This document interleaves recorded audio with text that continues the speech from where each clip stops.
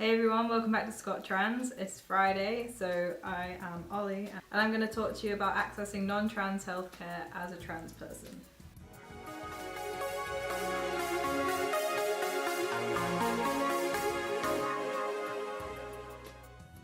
So this week hopefully I actually have enough to talk about, because I do spend a lot of time in and out of different health services for different reasons. And only one of those reasons is because I'm trans. So I've had a variety of different experiences depending on which clinic I'm at and like who I'm seeing and stuff. Like some people have been really great with me being trans, but not everyone. Before I'd been to another healthcare appointment that wasn't to do with being trans, I'd seen a lot of stuff on the internet, like on Facebook and stuff, of trans guys getting just diagnosed with gender dysphoria over and over again because people don't really know what to diagnose you with if you already have a diagnosis. I don't know if that makes sense, but it's the same with mental health things as well. Like if you're already struggling with one area of your mental health, they're very reluctant to diagnose you with something else because you already have one diagnosis. So I saw this a lot online and I was like, this can't be right, people must be exaggerating. If you're going to the hospital for one thing, why would they diagnose you with gender dysphoria if you already have it? But recently I've also found that that is the case for me as well. So I'm being seen at the sleep clinic because I fall asleep all the time randomly. So if you've seen me looking really tired or like kind of zoned out in videos, it could be because I'm about to fall asleep, basically. If I ever catch it on camera, I'll show you.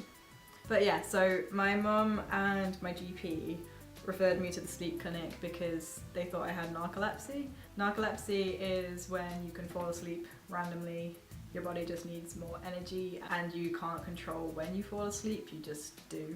So I was on the sleep clinic list for quite a while and then I finally got my appointment just before I had my first GIC appointment, but I was already being referred to the GIC.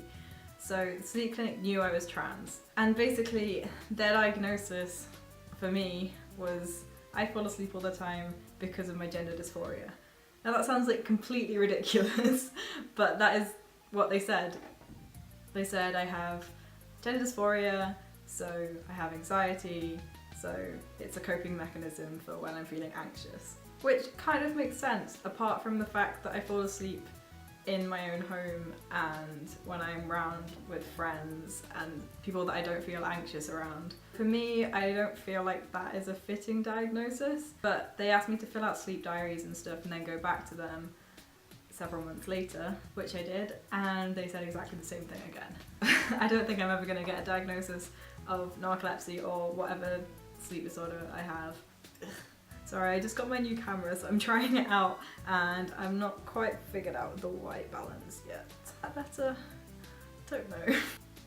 I've also had it happen with mental health services, so I was seeing a counsellor for my mental health and they basically just blamed all of it on my dysphoria. Don't get me wrong, I agree that some of it is definitely to do with my dysphoria, but not all of it. So personally, I don't think it's really right to just so easily label it as it's because you're trans, because there could be some other thing that you can do something about and they're not because you already have a diagnosis of something else. As a disclaimer, this is my personal experience. I'm sure there are plenty of other people who have gone through non-trans health services fine being a trans person, but this is just my experience, so I thought I would share it with you. Positive thing about the healthcare staff with being trans is that they know that it's a recognised medical thing, so they're really good about it. They're really good with pronouns and name and stuff. It's all been updated on the system, everyone uses that, so I am a happy bean.